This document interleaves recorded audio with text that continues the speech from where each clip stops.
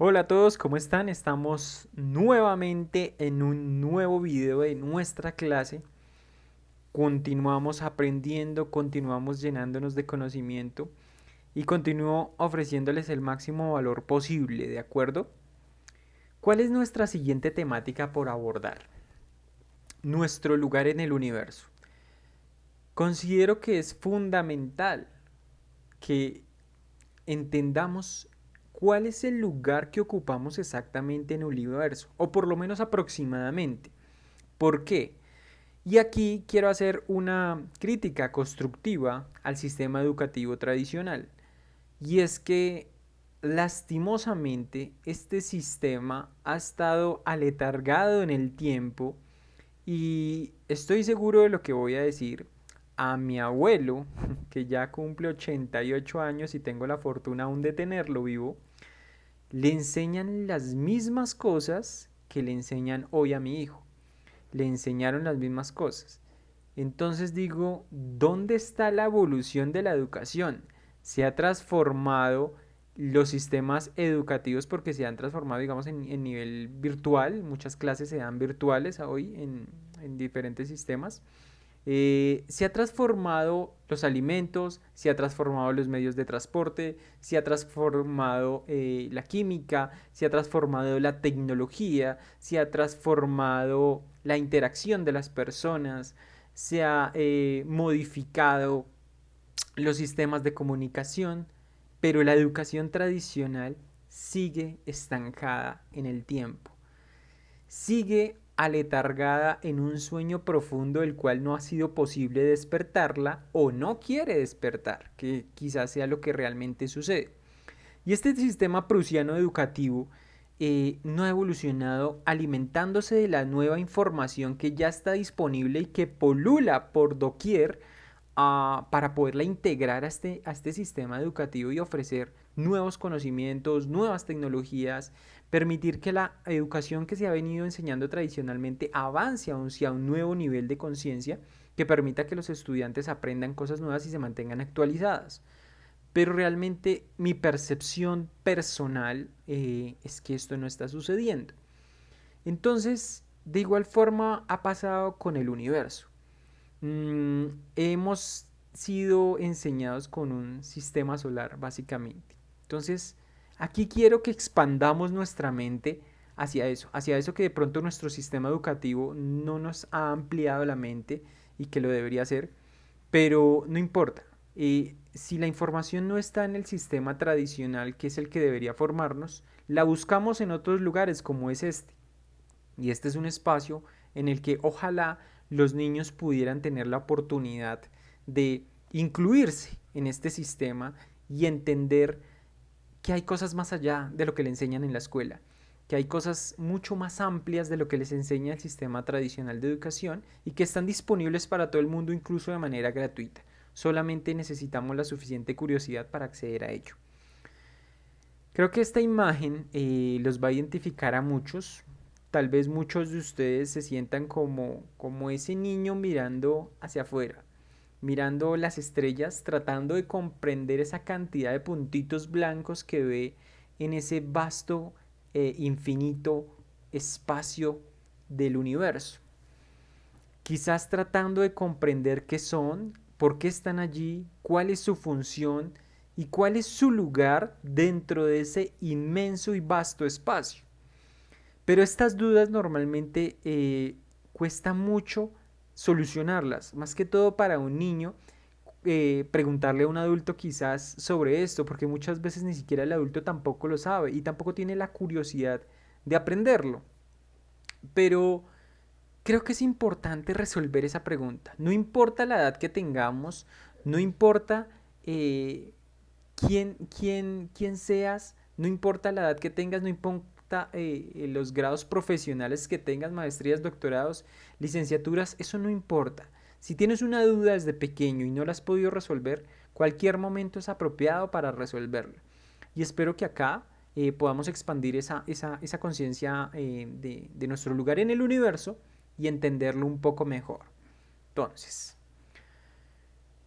Cuando nos preguntamos cuál es nuestro lugar en el universo, qué lugar ocupamos, no somos los únicos que nos hemos preguntado esto. Mm, la ciencia ha intentado responder esta pregunta. Ha intentado responder la pregunta también de cómo fue creado el universo, cuál es su formación, cuánto tiempo tiene de antigüedad, cuál es la edad del universo, cómo se creó. Y estas preguntas han estado en la memoria, en la cabeza de los científicos rondando. Y ha sido tanta la curiosidad por entenderlo, por comprender el universo, que esta es una de las teorías más aceptadas que se creó. Y esta que ustedes ven acá es la teoría del Big Bang. Esta es la teoría más aceptada y que intenta explicar que, como les informaba antes, hay una ley universal que son los movimientos de contracción y expansión. Y que esta ley se aplica a la biología, se aplica a la química, se aplica a las relaciones personales, a nuestras emociones, a los músculos, se aplica en múltiples campos de la vida. Y esto también se aplicó aquí, al universo.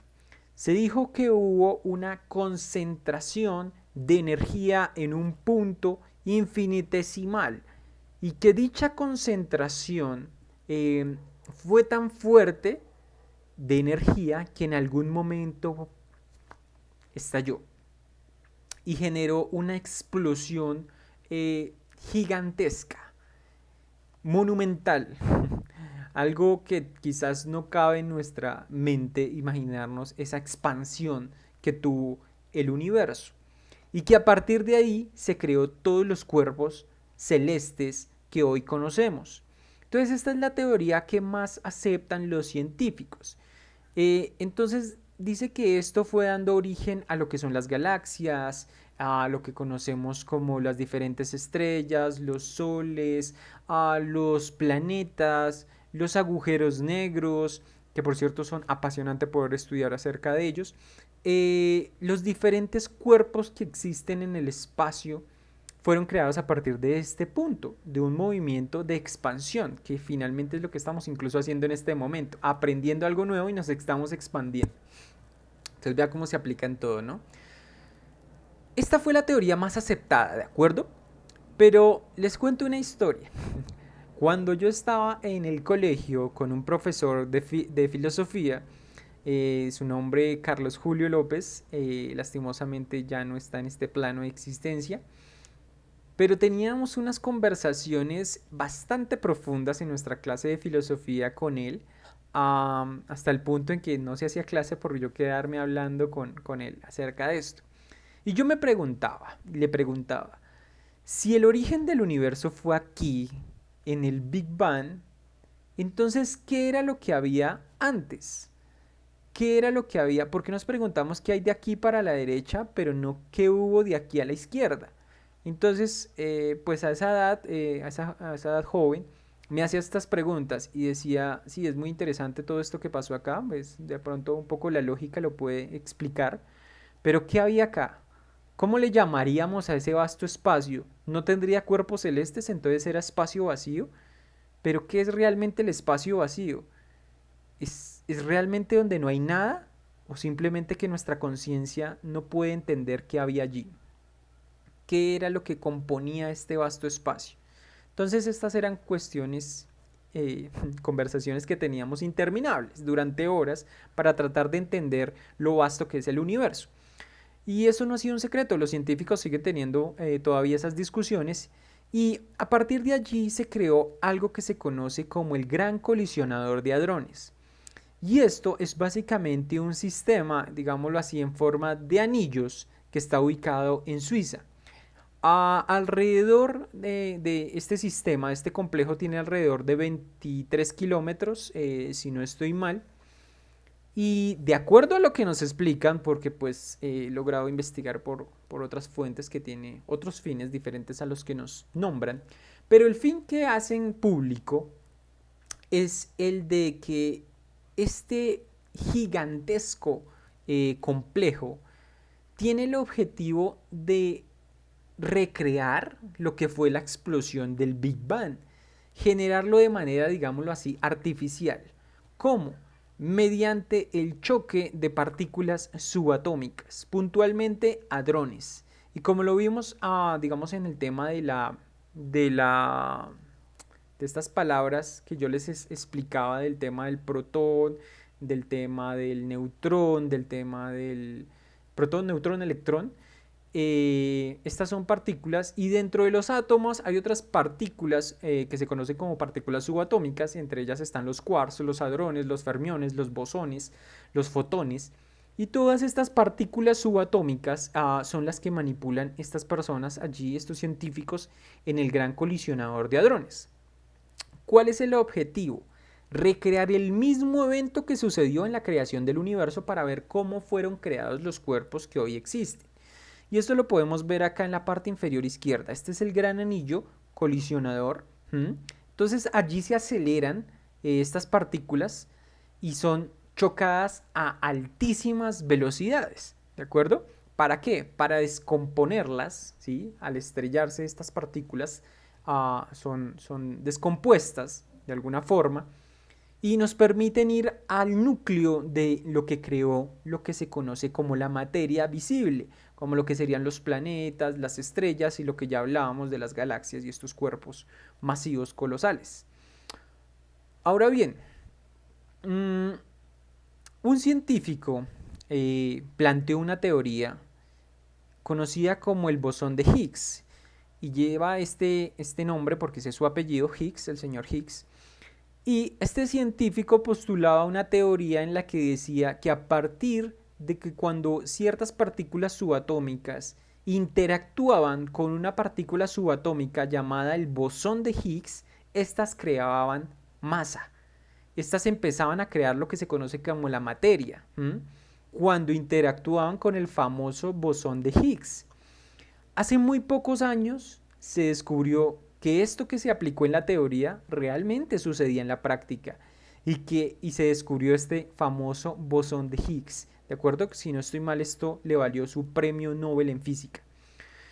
Entonces, esta teoría realmente se aplicó y efectivamente se demostró que a partir de una partícula etérea, digámoslo así, que interactuaba de alguna forma con este bosón, el bosón de Higgs, se creaba la materia, se creaba una partícula con masa, se creaba la masa y a partir de allí se creaban otros cuerpos más complejos.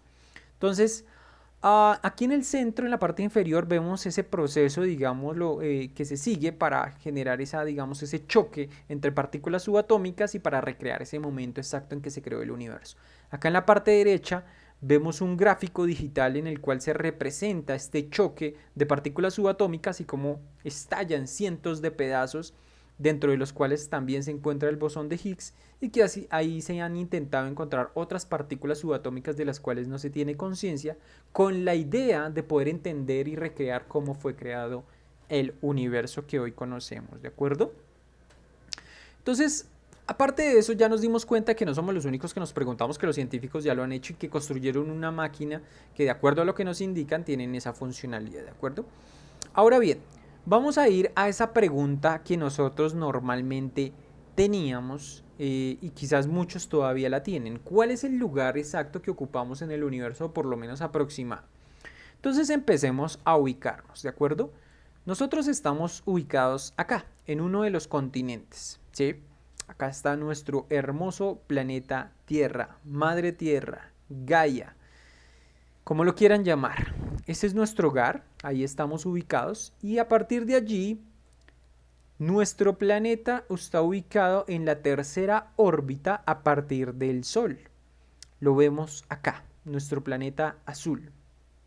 Este es el sistema solar y creo que hasta acá no les he enseñado nada diferente a lo que ustedes ya conocen. Aquí ocupamos un lugar en un sistema solar, ¿sí? Que el centro de nuestro sistema solar es esta estrella, la que llamamos Sol. Y hay algo curioso acá, y yo sé que quizás muchos de ustedes se lo han preguntado, quizás otros no, pero por mi parte sí lo pregunté cuando me enseñaron el sistema solar, y era, ¿qué eran estos anillos de rocas, de asteroides, este anillo de piedras que se encontraba entre las órbitas de Marte y Júpiter, como también se encuentra en la parte exterior de nuestro sistema solar. Entonces, mi pregunta lastimosamente no tuvo respuesta en la academia, en el lugar donde estudiaba, no tuvo una respuesta, lastimosamente no la conocían, los profesores tampoco, pero posteriormente mis investigaciones personales y autodidactas me permitieron determinar que allí existió también un cuerpo celeste, un planeta, y que este fue destruido por una colisión gigantesca que existió en el universo. Y esto fueron los rastros de aquellos planetas que existieron en estas órbitas. Y creo que esto no suena nada descabellado, ¿sí? Si ustedes los ven, todos están en perfecto orden, sin embargo, acá se ven orbitando solamente pedazos.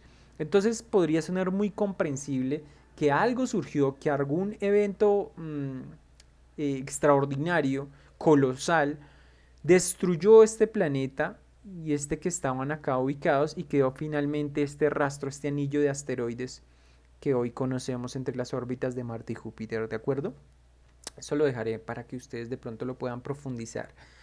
Nuevamente, reitero, no pretendo aclarar nada, no pretendo afirmar 100% acerca de algo, no tengo la verdad absoluta acerca de nada y creo que ninguno la tenemos. Sin embargo, puede ser una verdad relativa que pueda permitir complementar una verdad más grande. Entonces, continuemos. Este es nuestro sistema solar. De aquí pasamos a mirar la ubicación que ocupamos en nuestra galaxia, que es la conocida Vía Láctea. Y aquí más o menos esta sería la ubicación que tendríamos acá donde nos señala esta flecha número 2. Acá sería básicamente la ubicación aproximada que ocupamos en nuestra galaxia, llamada la Vía Láctea. Ahora bien, pasemos a la línea número 3.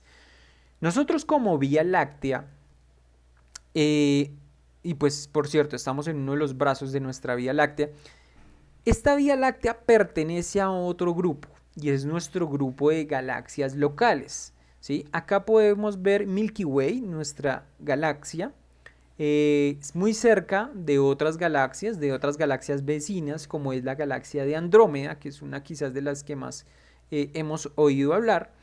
Entonces acá está nuestro grupo local, digámoslo como nuestro vecindario, ¿de acuerdo? Nuestro vecindario.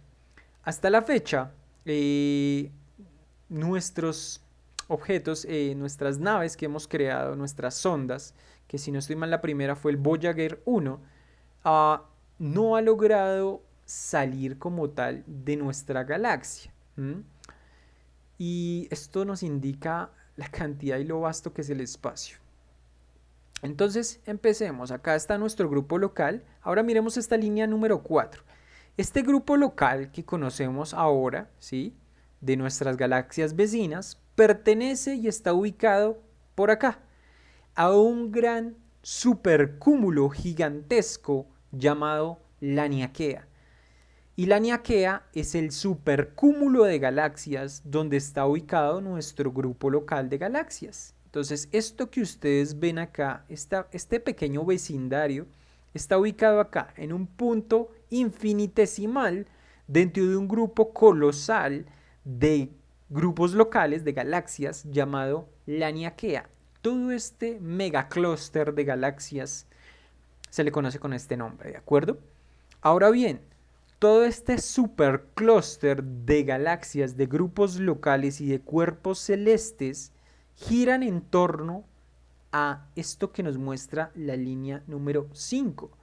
Y esto se conoce como el gran atractor. Entonces ese gran atractor está ubicado por esta zona aproximadamente y es un agujero negro súper masivo. Entonces debemos entender que en el centro de nuestra galaxia existe un agujero negro que se le conoce con el nombre de Sagitario A. Y este también tiene su representativo en Laniakea.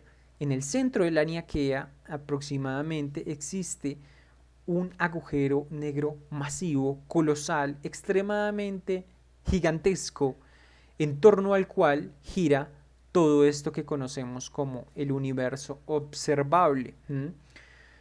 Entonces, creo que ya tenemos hasta el momento, por lo menos expandimos un poco ese panorama de lo que nos enseñaron en nuestra escuela, en nuestros college, respecto al lugar que ocupamos en nuestro universo. Si nosotros nos quedamos solamente con este concepto del sistema solar, probablemente tengamos un conocimiento muy limitado realmente al espacio que ocupamos en el universo, porque nos creeríamos de alguna forma importantes. Quizás nuestro ego se vea acogido por el lugar que ocupamos en simplemente un vecindario tan pequeño.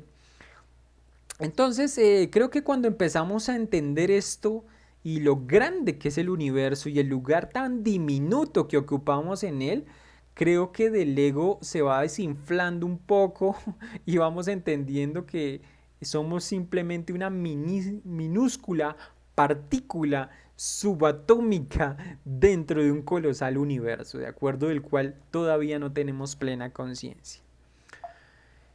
Continuemos. Ahora bien, si este es nuestro gran Laniakea, el vecindario, el supercúmulo gigantesco de vecindario de galaxias y grupos locales al que pertenecemos, ¿qué pasa si seguimos esta línea 6 y entendiéramos la teoría de los multiversos, que indica que nuestro universo básicamente es una especie de burbuja que está dentro de otros universos, entonces que confluye, que habita con otros universos que serían como una especie de burbujas, y cada uno de esos tiene sus propias leyes, digámoslo así, físicas, que interactúan en cada universo. Entonces esta es una de las teorías. ¿Qué pasa si la planteáramos como que quizás pudiera llegar a ser verdadera? Pues cada vez nos sentimos más pequeños y más insignificantes en este gigantesco y vasto espacio, si fuéramos parte de esto. Ahora, ¿qué pasa si a esto le sumamos que todo lo que hemos visto solamente representa una minúscula parte en el espectro electromagnético? ¿Y qué es el espectro electromagnético? Debemos entender que la luz se representa como energía, como frecuencias, como ondas, y que estas frecuencias y estas ondas y este tipo de energía, nuestros ojos humanos solo tienen capacidad para visualizar cierta capacidad de ese espectro. Y a esto se le conoce como espectro de luz visible. Algunos animales tienen capacidades mucho más amplias que la de nosotros para poder ver incluso en rayos infrarrojo o de temperatura, como sucede el caso de las serpientes, que pueden ver la temperatura, percibirla con ciertos órganos que les permite visualizar la temperatura de determinado cuerpo biológico. Pero nosotros como humanos, nuestras capacidades solamente nos permiten ver una pequeña porción de toda esa cantidad de luz y energía disponible, que se representaría algo como esta pequeña y diminuta línea que se ve acá en una parte del espectro electromagnético. Entonces, si todo esto que hemos visto solamente es el pequeño rango de luz visible que nuestros ojos tienen la capacidad de ver, imaginen ustedes si no es quizás demasiada soberbia considerarnos únicos en un universo infinito y de estas proporciones. Creo que hasta acá puedo decir que a mí me encanta estudiar el universo, me encanta estudiar esto, me encanta comprender lo vasto que puede llegar a ser y comprender lo insignificantes que podemos llegar a ser dentro de él. Porque esto ayuda a que los egos se disminuyan, a que la soberbia como humanos baje y se disminuya a su mínima proporción. Considero que este quizás es el mejor remedio, la mejor medicina para la soberbia del hombre que se cree dueño de un universo infinito y que no es más que quizás desconocimiento, un profundo desconocimiento del lugar que ocupa en un universo infinito, ¿de acuerdo? Espero esto les haya permitido quizás a entender un poco el lugar que ocupamos en el universo para los siguientes videos. Su conciencia un poco siga expandiéndose a medida que nos adentramos en el conocimiento, ¿de acuerdo? Entonces ya nos vemos en un siguiente video. Chao, chao.